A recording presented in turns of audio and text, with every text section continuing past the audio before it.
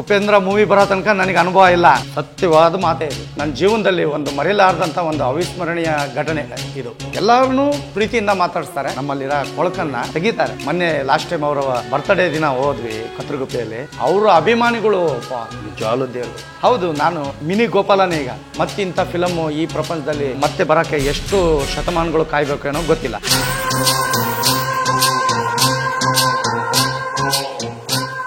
ನಮಸ್ತೆ ಕರ್ನಾಟಕ. ಉಪೇಂದ್ರ ಕನ್ನಡ ಚಲನಚಿತ್ರ 25 ವರ್ಷಗಳ ಹಿಂದೆ ಕನ್ನಡ ಚಿತ್ರರಂಗದ ಇತಿಹಾಸದಲ್ಲಿ ಒಂದು ದಾಖಲೆ ಬರೆದು ಸರ್ವಕಾಲಿಕ ಬ್ಲಾಕ್ ಬಸ್ಟರ್ ಮೂವಿ ಮತ್ತು ಮೈಲಿಗಲ್ಲಾಗಿ ಇವತ್ತಿಗೂ ಜನಮಾನಸದಲ್ಲಿ ಈ ರೀತಿಯ ಒಂದು ಪ್ರದರ್ಶನ ಕಂಡು ಎಲ್ಲಾ ಚಿತ್ರಮಂದಿರಗಳಲ್ಲೂ ಯಶಸ್ವಿ ಪ್ರದರ್ಶನ ಕಾಣ್ತಾ ಇದೆ. 2ನೇ ವಾರಕ್ಕೆ ಯಶಸ್ವಿಯಾಗಿ ಮುನ್ನುಗ್ತಾ ಇದೆ. ನೀವೆಲ್ಲ ಹಿಂದೆ 25 ವರ್ಷದ ಹಿಂದೆನೇ ನೋಡಿದ್ದೀರಾ. ಆದ್ರೆ ಈಗ ಹೊಸ ಅತ್ಯಾಧುನಿಕ ಟೆಕ್ನಾಲಜಿ ಯೂಸ್ ಮಾಡಿ 4Kಯಲ್ಲಿ ಮಾಡಿ ಆಮೇಲೆ ಧ್ವನಿ ಮುದ್ರಣ ಎಫೆಕ್ಟಿವ್ ಆಗಿ ತುಂಬ ಒಂದು ತಾಜಾತನವಾಗಿದೆ. ಅವತ್ತು ಏನು ಎಂಜಾಯ್ ಮಾಡಿಲ್ಲಲ್ಲ ನೀವು, ಅದರದ್ದು 10ರಷ್ಟು ನೀವು ಖುಷಿ ತಗೋಬಹುದು. 1999ರಲ್ಲಿ ಉಪೇಂದ್ರ ಮೂವಿ ರಿಲೀಸ್ ಆಯಿತು. ಆ ಮೂವಿ ಇದನ್ನು ನಾವು ಮೌತ್ ಪಬ್ಲಿಸಿಟಿ ಅಲ್ಲಿ ಜನ ಇದನ್ನು ಕೇಳ್ಕೊಂಡು ಹೋಗಿ ಫಿಲಮ್ ನೋಡಿದಾಗೆ ಭಾಳ ನನಗೆ ಆನಂದ ಆಯಿತು. ಅಲ್ಲಿ ಅವರು ಹೇಳ್ತಕ್ಕಂಥ ಒಂದು ಮ್ಯಾಟ್ರುಗಳು ಏನಿದಾವಲ್ಲ, ಒಂದು ಬೈದು ಬುದ್ಧಿ ಹೇಳೋದೇನಿದೆಯಲ್ಲ, ಬದುಕಾಗಿ ಹೇಳ್ತಾರಂತೆ. ಹೊಗಳು ಹೇಳೋದು ಅವ್ರನ್ನ ಹಾಳು ಮಾಡೋಕ್ಕೆ. ಇದನ್ನು ಆ ಯುವಜನತೆ ಅವತ್ತಿನ ಕಾಲದಲ್ಲೇ ತಗೊಂಡಿದ್ದಾರೆ. ಅಂದರೆ 25 ವರ್ಷ ಅಡ್ವಾನ್ಸ್ ಇತ್ತು. ಈ ಒಂದು ಜಾಣತನ ಡೈರೆಕ್ಷನ್ನಲ್ಲಿ ಖಂಡಿತವಾಗ್ಲೂ ನಮ್ಮ ಚಿತ್ರರಂಗಕ್ಕೆ ಒಬ್ಬ ಒಳ್ಳೆ ತಪಸ್ವಿ ರಸ ಋಷಿ ಸಿಕ್ಕಿದ್ದಾರೆ ಅಂಥೇಳಿ ಆ ಒಂದು ಇದಕ್ಕೆ ನಾವು ಹುಡ್ಕೊಂಡು ಬಂದ್ವಿ. ಬೆಂಗಳೂರು ಊರಲ್ಲಿ ಇರೋ ಪ್ರಾಪರ್ಟಿಗಳು ಮತ್ತೊಂದು ಎಲ್ಲ ಮನೆ ಮಠ ಎಲ್ಲ ಬಿಟ್ಟು ಬೆಂಗಳೂರಿಗೆ ಶಿಫ್ಟ್ ಆದೆ. ಆದರೆ ಇಲ್ಲಿವರೆಗೂ ನಾವು ಇನ್ನೂ ಕಲಿಯೋದು ಭಾಳ ಇದೆ. ನಾವೇನೇನು ಸಾಧನೆ ಮಾಡಿಲ್ಲ. ಸಾಧನೆ ಮಾಡಬೇಕಾಗಿದ್ದು ಇನ್ನೂ ಭಾಳ ಇದೆ. ಆದರೆ ಉಪೇಂದ್ರ ಫಿಲಮ್ ರಿಲೀಸ್ ಮಾಡೋದು ಒಂದು ಅವಕಾಶ ಬಂತಲ್ಲ, ನನಗೆ ನನ್ನ ಜೀವನದಲ್ಲಿ ಒಂದು ಮರೆಯಲಾರದಂಥ ಒಂದು ಅವಿಸ್ಮರಣೀಯ ಘಟನೆ ಇದು. ಶಿಲ್ಪಾ ಶ್ರೀನಿವಾಸ್ ಸಾರು ಅನ್ಎಕ್ಸ್ಪೆಕ್ಟೆಡ್ ಆಗಿ ಪರಿಚಯ ಆದರು. ಈ ಥರ ಒಂದು ಮಾಡೋಣ ಅನ್ನೋ ಒಂದು ಪ್ಲ್ಯಾನಿಂಗ್ ನಡೀತಾ ಇತ್ತು. ಅವ್ರ ಪಾಪ ಅಷ್ಟು ದೊಡ್ಡ ಹಿರಿಕರು, ನಮಗೆ ಅಷ್ಟು ಗೌರವ ಕೊಟ್ಟು ಮಾತಾಡ್ತಾರಲ್ಲ, ಆ ಒಂದು ಬಾಂಧವ್ಯನೂ ನನಗೆ ತುಂಬ ಇಷ್ಟ ಆಯಿತು. ಅಂದರೆ ಒಂದು ಒಳ್ಳೆ ಟೈಮ್ ಬರೋಕ್ಕೆ ಎಷ್ಟು ವರ್ಷ ಆದರೂ ಕಾದ್ರೆ ಅದು ಪ್ರತಿಫಲ ಒಳ್ಳೆಯದಾಗೇ ಬರುತ್ತೆ ಅನ್ನೋದಕ್ಕೆ ನಾನೇ ಸಾಕ್ಷಿ. ನಾನು ಕಾದಿದ್ದೇನೆ, ನಾನು ಕಷ್ಟ ಬಿದ್ದಿದ್ದೀನಿ, ಮತ್ತೊಂದು ಮಾಡಿ ಅದೆಲ್ಲ ಇಂಪಾರ್ಟೆಂಟು. ಒಂದು ಒಳ್ಳೆ ಅವಕಾಶ ಬಂತ ಸರ್. ಶಿಲ್ಪಾ ಶ್ರೀನಿವಾಸ್ ಸರ್ ಹತ್ರ 100 ಜನ ಬಂದರು. ಬ್ರದರ್ ನಾನು ಕೊಡ್ತೀನಿ ಪೇಮೆಂಟು, ನನಗೆ ಹಾಕೋ ಅಂದರೆ. ಆದರೆ ಅವರು ಅಷ್ಟೇ ಪ್ರಾಮಾಣಿಕರು ಮತ್ತು ಒಂದು ಒಳ್ಳೆ ವ್ಯಕ್ತಿ. ಇಲ್ಲ ನಾನು ಮಾತು ಕೊಟ್ಟಿದ್ದೀನಿ, ಒಬ್ಬರು ವ್ಯಕ್ತಿ ಇದ್ದಾರೆ, ನನ್ನ ಹೆಸರನ್ನ ಎಲ್ಲೂ ಅವರು ಇದು ಮಾಡಲಿಲ್ಲ. ಆ ಹುಡುಗ ನನ್ನ ತಮ್ಮ ಇದ್ದಂಗೆ. ನಾನು ಅವನಿಗೆ ನಂತರ ಅವನು ಆಗಲ್ಲ ಅಂತ ಕಾಲಕ್ಕೆ ನೋಡೋಣ ಅಂತೇಳಿ ನನ್ನ ಎದುರುಗಡೆನೇ ಎಷ್ಟೋ ಜನರಿಗೆ ಕಳಿಸಿದ್ದಾರೆ. ಆ ನಂತರ ಮಡ್ರಾಸಿಗೆ ಹೋಗಿ ಅಲ್ಲೆಲ್ಲ ನೋಡ್ಕೊಂಡು ಬಂದ್ವಿ. ಲ್ಯಾಬ್ಗಳನ್ನೆಲ್ಲ ಮತ್ತೊಂದೆಲ್ಲ ಟೆಕ್ನಿಷಿಯನ್ಸ್ಗಳನ್ನೆಲ್ಲ ಹೋಗ್ಬಿಟ್ಟು ಕನ್ಸಲ್ಟ್ ಮಾಡಿ ಯಾವ ಥರ ಮಾಡಬೇಕು ಏನು ಅಂದಾಗೆ ನಮಗೆ ಫೈನಲ್ ಆಗಿ ಚಂದ್ರು ಸಿಕ್ಕರು. ಅವರಲ್ಲಿ ಒಳ್ಳೆ ನಾಲೆಡ್ಜ್ ಇದೆ. ಅವರು ಚೆನ್ನಾಗಿ ಕಲ್ತಿದ್ದಾರೆ. USA ಅಲ್ಲಿ ಒಂದು ಸಂಸ್ಥೆಯಿಂದ ಟೆಕ್ನಿಕಲ್ ಬಗ್ಗೆ ಒಂದು ನಾಲೆಡ್ಜ್ ಚೆನ್ನಾಗಿದೆ. ಈ ಥರ ಕ್ವಾಲಿಟಿ ಬರಬೇಕು ಸರ್, ಈ ಥರ ಕ್ವಾಲಿಟಿ ಬರಬೇಕು ಅಂತೇಳಿ ಅವ್ರು ಪಾಪ ಸತತವಾಗಿ ಒಂದು 4-5 ದಿನದಿಂದ ಮಡ್ರಾಸಲ್ಲಿ ಹೋಗಿ ಕೂತ್ಕೊಂಡು ಎಲ್ಲ ರೆಡಿ ಮಾಡ್ಕೊಂಡು ಬಂದರು. ಒಳ್ಳೆ ನಾಲೆಡ್ಜ್ ಪರ್ಸನ್ ಅವರು. ಇವತ್ತಿಲ್ಲ ನಾಳೆ ಒಂದು ಒಳ್ಳೆ ಕನ್ನಡ ಚಿತ್ರರಂಗದಲ್ಲಿ ಚಾಪ್ ಮೂಡಿಸ್ತಾರೆ ಅಂತೇಳಿ ಆ ಕ್ವಾಲಿಟಿ ನೋಡಿದ ಮೇಲೆ ನನಗೆ ಇಷ್ಟ ಆಗಿದೆ. ನನಗೆ ತುಂಬ ಹಿಡಿಸಿದ್ದಾರೆ. ಕ್ವಾಲಿಟಿ ನನಗೆ ತುಂಬ ಇಷ್ಟ ಆಯಿತು. ಉಪೇಂದ್ರ ಸರ್ ಅವರಿಗೆ ಯಾವ ಥರ ಅಂದರೆ ಪ್ರಜಾಕೀಯ ಅನ್ನೋದೊಂದು ಪಕ್ಷ ಕಟ್ಟಿರಲ್ಲ, ಆ ಪಕ್ಷದ ತತ್ವಗಳು ಭಾಳ ಚೆನ್ನಾಗಿದ್ದವು. ನನಗೆಲ್ಲೋ ಒಂದು ಕಡೆ ಈ ಥರ ವ್ಯಕ್ತಿ ನಮ್ಮ ರಾಜ್ಯಕ್ಕೆ ಮುಖ್ಯಮಂತ್ರಿ ಆದರೆ ಇಡೀ ಸಮಸ್ತ ಜನನೂ ಬದಲಾವಣೆ ಆಗಿಬಿಡುತ್ತೆ, ರಾಜ್ಯ ಅಭಿವೃದ್ಧಿ ಆಗುತ್ತೆ. ಈ ಒಂದು ಕನಸಂತೂ ಖಂಡಿತ ಸತ್ಯ ಇದು. ಇದನ್ನು ನಾನು ಹೊಗಳಕ್ಕೆ ಹೇಳ್ತಾ ಇಲ್ಲ, ಖಂಡಿತವಾಗ್ಲೂ ಹೌದು. ಇದಕ್ಕೆ ಸಾಕ್ಷಿ, ಪ್ರತ್ಯಕ್ಷ ಸಾಕ್ಷಿ ಏನು? ಉಪೇಂದ್ರ ಫಿಲಮ್ ಅಲ್ವಾ. ಅಪ್ಪ ಮಾಡಿದ್ದ ಆಸ್ತಿ ಫಸ್ಟ್ ಆಫ್ ಆಲ್ ಮಗನಿಗೆ ಹೋಗಬಾರ್ದು, ಸತ್ಯ ತಾನೆ. ಮಕ್ಕಳನ್ನ ಆಸ್ತಿ ಮಾಡಬೇಕು, ಆ ಮಕ್ಕಳಿಗಾಗಿ ಆಸ್ತಿ ಮಾಡಬಾರ್ದು. ಈ ವಿಚಾರ ಅಲ್ಲಿದೆಯಲ್ಲ, ಎಷ್ಟು ವಿಚಾರ ಇದೆ ಉಪೇಂದ್ರ ಫಿಲಮಲ್ಲಿ ಕಲಿಬೇಕಾದು. ಅದು ಯೂನಿವರ್ಸಿಟಿ ಚಪ್ಪಲಿ ಹಾಕ್ಕೊಂಡು ಅರಕ್ಲು ಸೈಕಲ್ ತಗೊಂಡು ನೀನು ತಿರುಗ್ತಾ ಇದ್ದರೆ ನಿನಗೇನು ಆಗಲ್ಲ, ನೀನು ಇನ್ನೂ ಹಾಳಾಗ್ತೀಯ. ನೀನೆಲ್ಲ ಏನೋ ದುಡಿ, ಚೆನ್ನಾಗಿ ಬಾ, ಮುಂದೆ ಬಾ, ಆಮೇಲೆ ನಿನ್ನಿಂದ ಎಲ್ಲ ಬರುತ್ತೆ ಅನ್ನೋದು ಸತ್ಯ ತಾನೇ. ಉಪೇಂದ್ರ ಮೂವಿ ಬರೋ ತನಕ ನನಗೆ ಅನುಭವ ಇಲ್ಲ.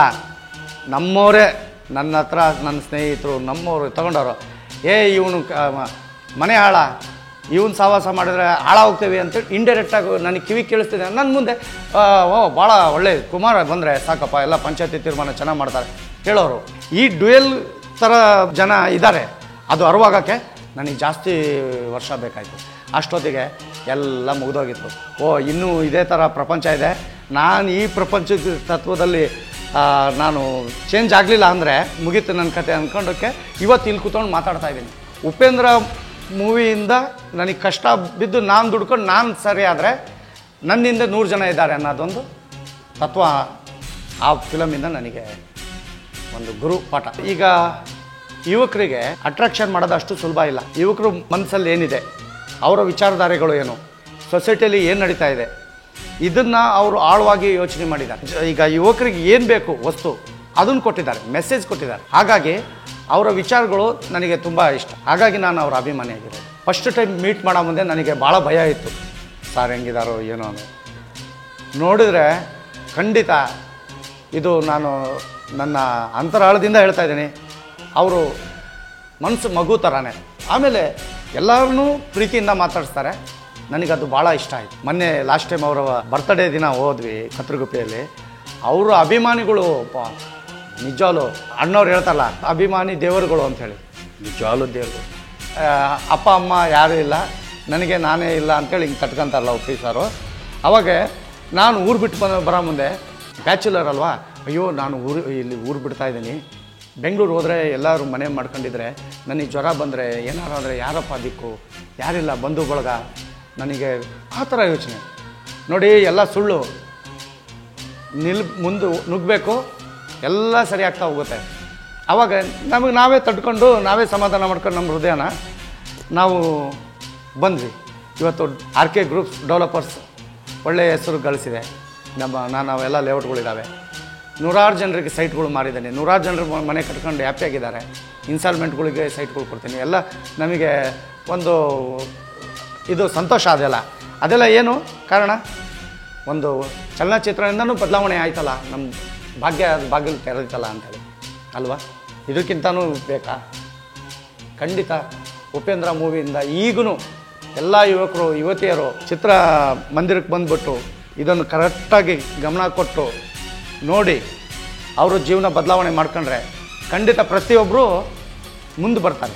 ಪ್ರೇಮ ಅವ್ರದ್ದು ಒಂದು ದೃಶ್ಯ ಬರುತ್ತೆ, ಏನು ಮಾಡಿದ್ರಿ ಹೊಟ್ಟೆ ಕೇಳಲ್ಲ, ಹಸುವು ಹೇಳ್ತಾರಲ್ವ ಉಪೇಂದ್ರ ಫಿಲಮಲ್ಲಿ.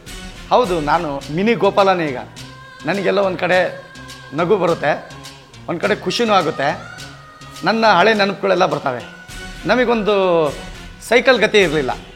ಊರಲ್ಲಿ ಕೃಷಿ ಮಾಡಬೇಕು, ಗೊಬ್ಬರ ಸೊಪ್ಪು ಎಲ್ಲ ತರಬೇಕು, ಬೆಳೆ ಬೆಳಿಬೇಕು, ಕಾಯಬೇಕು, ಮಳೆ ಬಂದರೆ ಎಲ್ಲ ತೊಳ್ಕೊಂಡು ಹೋಗ್ತಾಯಿತ್ತು. ಆಮೇಲೆ ಸಾಲಗಾರರಿಗೆ ಸಾಲ ಕೊಡಬೇಕು, ಈ ಥರ ಸೀನು. ಬಟ್ಟೆ ಮಾತ್ರ ಸೀಮಿತ ಆಗ್ತಾಯಿತ್ತು, ಏನು ಉಳಿತಾ ಇರಲಿಲ್ಲ. ಆ ಕಾಲದಲ್ಲಿ ಏನಂದರೆ ನಾವು ಸಂಪಾದನೆ ಮಾಡಿ ಗಂಟು ಮಾಡಿಡಬೇಕು ಅನ್ನೋ ಬರಲ್ಲ. ರೈತರದ್ದು ಜೀವನ ಭಾಳ ಕಷ್ಟ ಇದೆ.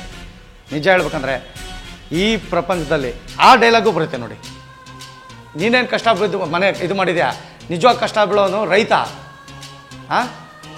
ಹೌದಾ, ಬೆವರು ಸುರಿಸಿ ಬೆಳೆ ಬೆಳಿತಾನೆ, ಅದನ್ನು ತಂದು ಮಾರ್ಕೆಟಿಗೆ ಇನ್ನೊಬ್ರು ಕಷ್ಟ ಬಿದ್ದು ಹಾಕ್ತಾರೆ. ಸತ್ಯ ತಾನೆ. ಆ ಕಾಲದಲ್ಲಿ ಕೆಲವರೆಲ್ಲ ನಮ್ಮನ್ನು ಬೇಡ ಹೇಳ್ಬಾರ್ದು ಆಡ್ಕೊಂಡಿದ್ದಾರೆ. ಮತ್ತೊಂದು ಯಾವತ್ತು